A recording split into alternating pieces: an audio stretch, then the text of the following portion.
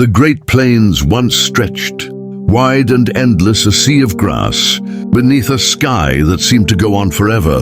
Settlers came chasing promise-rich soil wide, horizons a chance to build lives from the earth itself. They plowed, they planted, they dreamed. Wheat became their gold, and the land seemed to give without end. But the land has its own memory. When the rains stopped in the 1930s, the soil cracked. The grasses that once held the earth together were gone, replaced by fields plowed bare. And then the winds came. What began as whispers on the horizon grew into storms of dust so fierce they swallowed whole towns, turned day into night, and choked the very breath of children. Families who once believed they had tamed the land now fought for survival against it. Crops failed, livestock died, homes were buried, and the sky itself seemed to turn against them. Some stayed and endured, others packed what little they had and set out toward uncertain futures, leaving behind lives they had built with their hands. This is the story of the Dust Bowl, a story of dreams turned to dust, of families tested by hunger and despair, of black storms that rolled like oceans across the plains. It is a story of disaster, yes, but also of resilience, of how a people battered by nature and neglect learned to endure, to adapt and to rise from the dust. The Dust Bowl did not begin with a single storm. Its roots reach back decades to a time when the Great Plains was still a wild and rolling sea of grass. For thousands of years the land had been shaped by wind, by fire, and by the hooves of buffalo that roamed in herds so vast they darkened the horizon. The native grasses that covered the plains had deep roots, holding the soil tight, surviving droughts and bending to the wind without breaking. It was a delicate balance until people came to change it. When the Civil War ended, America's gaze turned westward. The government opened the plains to settlers through laws like the Homestead Act, 160 acres of land to anyone willing to build a life on it. To the poor, the immigrant, the restless, it was a promise almost too good to believe. Families packed wagons and trains with their meager possessions and set out to claim their piece of the open prairie.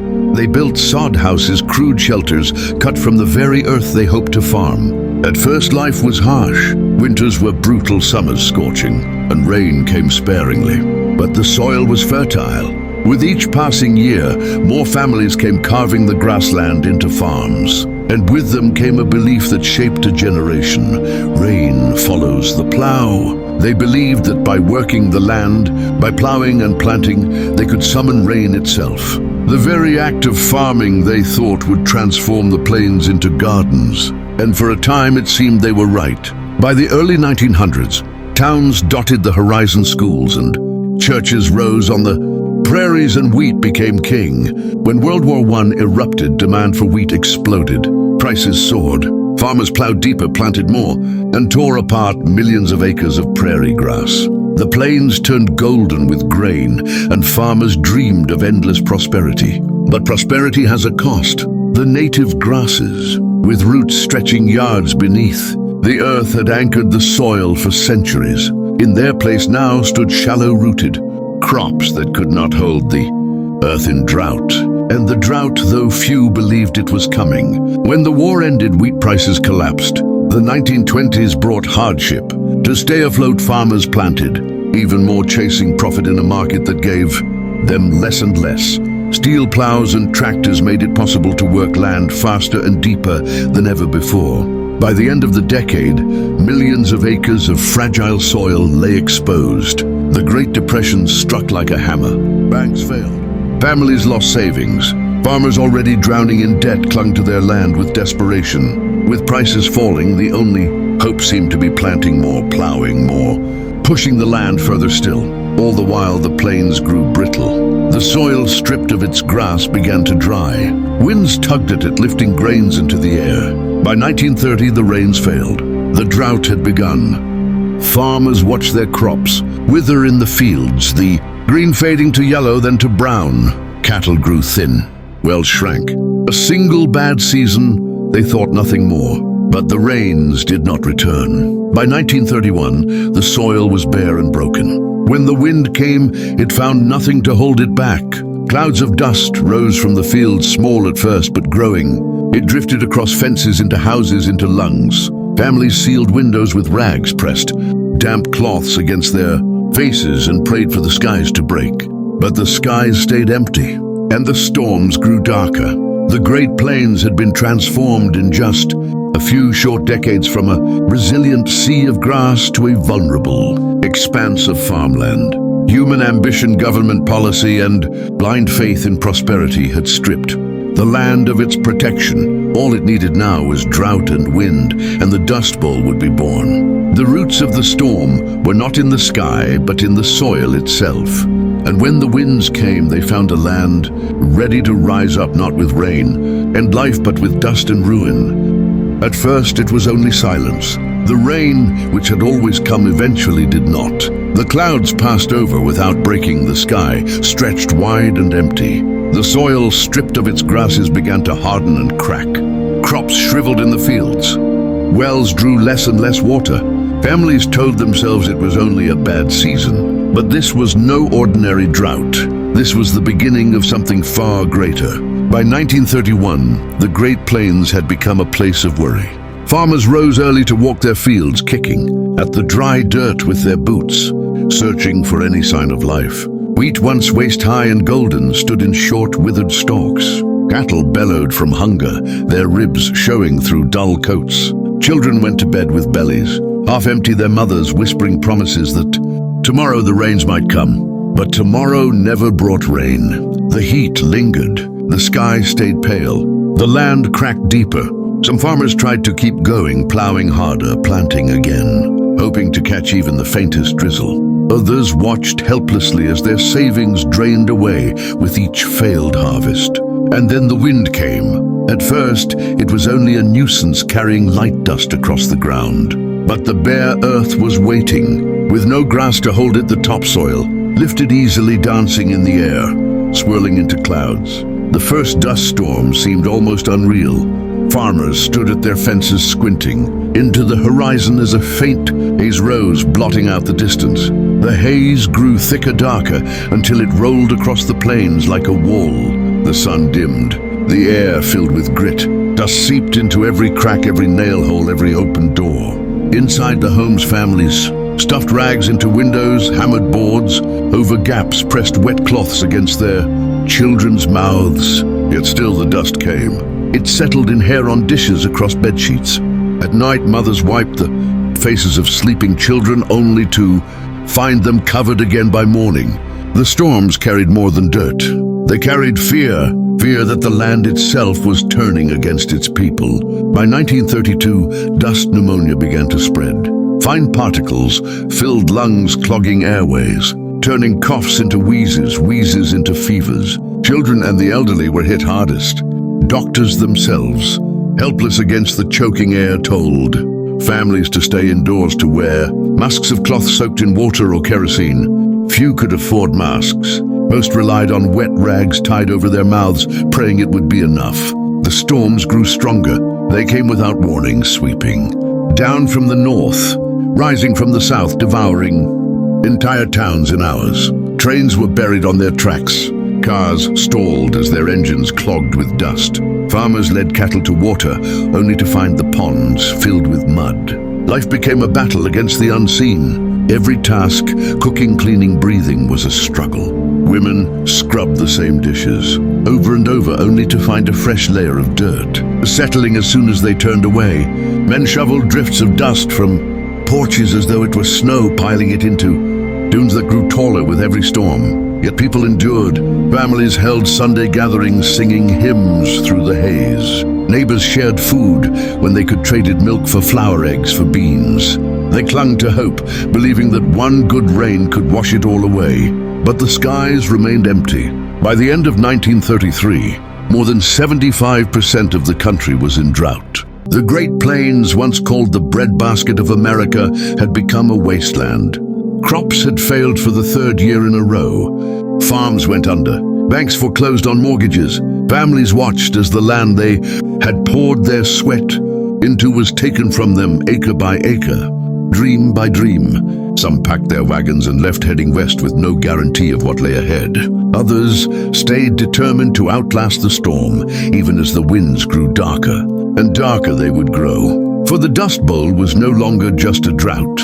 It was a monster rising from the land itself, gathering strength, with each storm testing the endurance of those who called the plains their home. The drought had begun as silence as an absence of rain, but by the early 1930s, it had found its voice a roar carried on the wind, a choking fury that turned daylight to night. The people of the Great Plains had thought they could tame the land. Now the land was reminding them of its power. By the mid-1930s, the storms had become something more than weather. They were a live monstrous rolling across the land with the fury of the earth itself.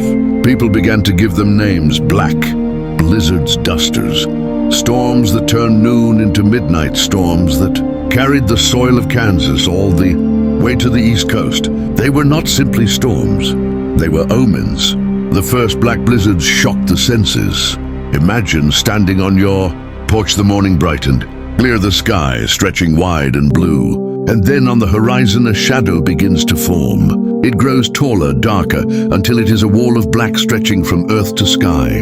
The air turns cool, the wind begins to scream, and then it hits a roaring wave of dust, 1,000 knives of grit against your skin. The sun vanishes. You are swallowed whole. Inside, the home's lamps were lit at noon. Mothers clutched children to their chests, wet rags pressed against tiny mouths. Men shoved towels against doorframes, knowing it would never be enough. People could not see their own hands before their faces. The world shrank to the sound of the wind and the choking taste of dust in their throats. The storms were relentless. Some lasted for hours, some for days. When they passed, they left behind a landscape unrecognizable. Drifts of dirt piled against barns and houses like snowbanks. Entire fences disappeared beneath dunes. Fields that had once been green were now barren seas of shifting earth. Livestock suffered terribly. Chickens suffocated in their coops. Cattle collapsed in fields, their stomachs filled with mud instead of grass. Horses stumbled blindly in the storms, eyes crusted shut with grit. Families watched helplessly as their animals, their livelihoods, withered and died around them. And yet, as devastating as those storms were, none compared to what came on April 14th, 1935, the day that would be remembered forever as Black Sunday. The morning began with a cruel sense of peace. The air was still the sky, a clear blue. Families dared to believe the worst had passed.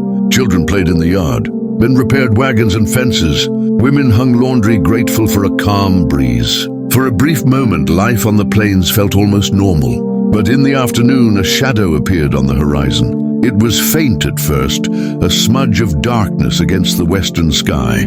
Farmers looked up puzzled, shading their eyes with calloused hands. The smudge grew. Within minutes, it stretched across the horizon, rising higher and higher until it towered miles into the sky. The storm was coming, and it was like nothing they had ever seen. It moved with terrifying speed, 60 miles an hour, rolling forward, like a tidal wave of black. Witnesses later said it was as if the world itself had been swallowed by a giant hand. People dropped everything and ran for shelter. Children screamed as parents scooped them up and sprinted for the safety of their homes. Drivers abandoned cars on dirt roads, stumbling blind through the rising storm. When it hit, the world went black. Not dark like twilight, not dim like a cloudy day, but total suffocating black. Lamps were useless. Matches could not pierce the gloom. People groped blindly through their homes, unable to see even inches ahead. Some became lost inside their own rooms. The storm raged for hours. Dust seeped into lungs, into food, into the very pores of the skin. The roar of the wind was deafening, a constant thunder that shook walls and rattled bones. Families huddled together, praying for the earth to calm, for the sun to return. When at last it passed, the silence was almost worse than the storm itself. Survivors emerged to find their homes, half-buried, their fields, erased, their livestock gone. Laundry still flapped on lines, but it was black with dust. The air stank of earth and despair.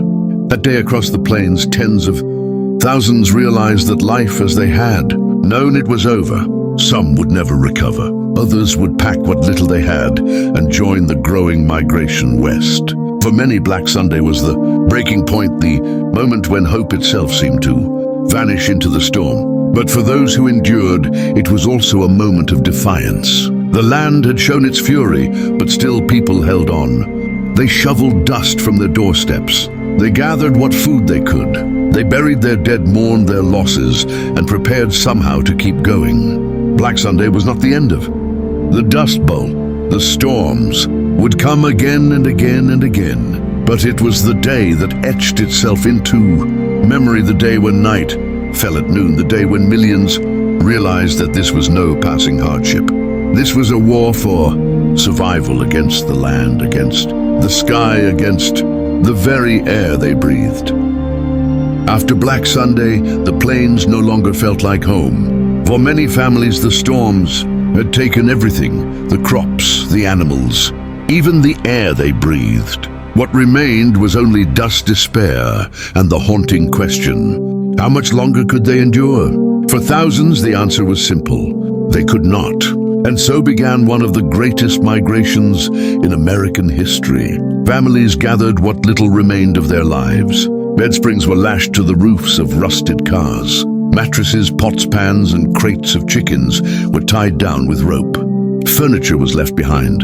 Pianos, once played on summer evenings, were abandoned in empty houses. Families packed only what they could carry because the road ahead was long and uncertain. They traveled west. California, the word itself, became a dream. They had heard stories of orchards, heavy with fruit fields, bursting with crops jobs waiting for hands willing to pick and plow, to men and women who had watched their farms turn to dust. California sounded like paradise, and so they drove. Cars and trucks, overloaded, sputtering along dirt. Roads that stretched toward the horizon. Children clung to their mothers as the wind whipped through open windows. Babies cried, hungry and restless. Others gripped the steering wheel with tired hands, eyes fixed on the road ahead. The journey was grueling. Engines overheated. Tires blew out. Families camped by the roadside, cooking beans over small fires, sleeping under blankets of stars and sometimes blankets of dust. Along the way, they passed others like themselves. Long lines of weary travelers, all heading west, all carrying the same fragile hope. They followed a road that became legendary Route 66, the Mother Road. It wound through Oklahoma, Texas, New Mexico, Arizona, and finally into California. For many, it was more than a road. It was a lifeline, a promise, a last chance at survival. But paradise was not waiting at the end. When families arrived in California, they found a land already burdened by its own struggles. The Great Depression had left millions unemployed. Jobs in the fields were scarce, and wages were cruelly low. Farmers and landowners, faced with a flood of desperate workers, paid only pennies for back-breaking labor. The migrants, soon labeled Okies, no matter if they came from Texas, Kansas, or Colorado, were looked down upon. Locals feared they would take jobs, crowd schools, strain resources. Newspapers painted them as dirty, poor, uneducated. Many Californians wanted nothing to do with the wave of dust-covered families arriving daily at their gates. And so the migrants built camps of their own. Shanty towns of tents, top paper shacks, and lean-tos sprang up on the edges of towns and fields. Some called them Hoovervilles, after the president many blamed for the Depression. Conditions were harsh: no clean water, no sanitation. Hunger and disease spreading quickly. Children went barefoot, their feet cut on sharp stones. Mothers stretched meager meals of beans and bread to feed families of 10. Fathers left each morning to beg for work, sometimes returning with only a few coins, sometimes with nothing at all. Still, the migrants endured. They picked cotton under a blazing sun, bent their backs in orchards, heavy with fruit, harvested lettuce and grapes for endless hours. The work was hard, the pay unfair, but it was survival. Through it all, hope flickered. In the songs sung by men around campfires, in the laughter of children playing in the dirt, in the simple act of planting a few vegetables outside a tent. These people had lost nearly everything, but not their will to live. Writers and musicians gave voice to their struggles. Photographers captured haunting images of weary mothers and dust-stained children. Singers strummed guitars telling of storms, hunger, and the long road west. And in those songs and stories, the pain of the Dust Bowl found its place in history. The Great Migration was not just a movement of people. It was a movement of hope, fragile, battered, but unbroken. Families carried with them more than their belongings. They carried memories of land turned against them, of storms that blotted out the sun, of nights spent praying for rain. And though they found hardship in California, they also found a way forward, a chance, however slim, to rebuild. For those who stayed on the plains, survival meant digging in, enduring storm after storm. For those who left, survival meant starting over, enduring poverty and prejudice. Both paths were heavy, both demanded sacrifice. But together they tell the same story, the resilience of ordinary people in the face of extraordinary disaster. By the late 1930s, the storms still raged, but hope was stirring. Families had endured nearly a decade of dust hunger and despair. Some had fled west, others had stayed clinging to the land no matter the cost. And slowly, piece by piece, the nation began to respond. Out of the dust, change was coming. The government under President Franklin D. Roosevelt launched programs to help farmers survive and rebuild. Men in suits and wide-brimmed hats arrived in the plains, not to plow but to teach. They showed farmers how to rotate crops, how to leave fields fallow so the soil could rest, how to plant rows across the slope of hills so water would stay instead of running away. The biggest task was healing the land itself. Where once millions of acres had been stripped bare, now trees were planted, thousands upon thousands stretching in great lines across the plains. They called them shelter belts. These trees broke, the wind slowed the dust and gave the earth a chance to breathe again. For farmers, it was not easy to change. Many had plowed the land the same way for generations, believing more was always better. But the storms had proven otherwise. The old ways had failed. If they wanted to stay, if they wanted their children to inherit anything but dust, they had to listen. And slowly they did. At the same time, new opportunities pulled families away from the plains. As the 1940s began, war loomed in Europe. Factories in the cities roared to life, hungry for workers. Men and women who had once bent their backs in wheat fields now found jobs in shipyards, in steel mills, in factories building planes and tanks. For them, the dust was left behind, replaced by the clang of machines and the promise of steady pay. And then at last, the rains returned. The skies opened. Water soaked the earth that had been dry for so long. Crops rose again, green against the brown of memory. The black blizzards grew fewer, then faded. By the early 1940s, the worst of the Dust Bowl was over. But the scars remained. Families who had lost everything carried the memory with them forever. Children who had coughed through storms grew up cautious of every cloud. Mothers who had buried infants in dust pneumonia never forgot the sound of the wind rattling their homes. Fathers who had driven west with nothing but hope never stopped wondering what might have been if the rains had come sooner. And yet, from that suffering came lessons that shaped the future. The Dust Bowl taught America that the land was not endless, that it could not be pushed and plowed without care. It taught that the balance between people and nature was fragile, and that when that balance broke, the cost was staggering. But it also taught endurance. The people of the plains endured storms that blotted out the sun. They endured hunger, loss, and displacement. They endured prejudice and poverty in new lands, and still they kept going. Writers captured their struggles in words that would last generations. Photographers froze their faces in haunting images. Singers strummed guitars, their voices rising with tales of dust and sorrow. Together, they ensured that the Dust Bowl would never be forgotten. Not as a tragedy alone, but as a testament to the strength of ordinary people. The Dust Bowl was more than a storm, more than a drought, more than a moment in time. It was a reckoning between man and land, between hope and despair.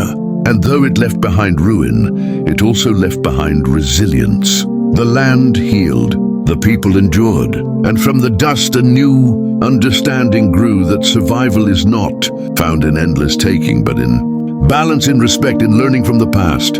As the 1930s faded into memory and the 1940s brought new challenges, the Dust Bowl remained a shadow in the minds of those who had lived it. It shaped their choices, their values, their view of the world. They knew perhaps more than anyone that prosperity could vanish overnight, that the earth itself could rise against you, and that survival demanded both strength and humility. The winds no longer howl across the plains as they once did. The black storms are gone, but their memory lingers, a whisper in the soil, a warning carried on the breeze. And when we look back on the Dust Bowl, we do not see only the dust. We see the people, weary, battered, unbroken, who faced the storm and endured. The Dust Bowl was not just a storm of wind and dirt. It was a storm of lives, a storm that tested. Families stripped away dreams and scattered people across the land like the very soil they once farmed. It turned the breadbasket of America into a wasteland, and yet it never fully broke those who endured it. The people of the plains carried scars in their lungs, in their memories, in the lines etched across their faces. But they also carried resilience. They learned to endure hunger, to fight for breath, to start over when everything was gone. They sang songs of sorrow and hope. They told stories of loss and survival. They raised children who remembered the taste of dust, but also the strength it took to rise from it. Today the storms are gone. The grass grows again on the plains. But the lessons remain, that the land is not endless, that nature, if ignored or abused, will remind us of its power, that survival depends not only on strength, but on respect for the earth and for one another. The Dust Bowl belongs to the past, but its echoes are with us still. It reminds us that even in the darkest storm, when the sun is swallowed and hope seems lost, people can endure, people can rise. From dust they can build again, and that more than the storms, more than the suffering, is the true legacy of the Dust Bowl.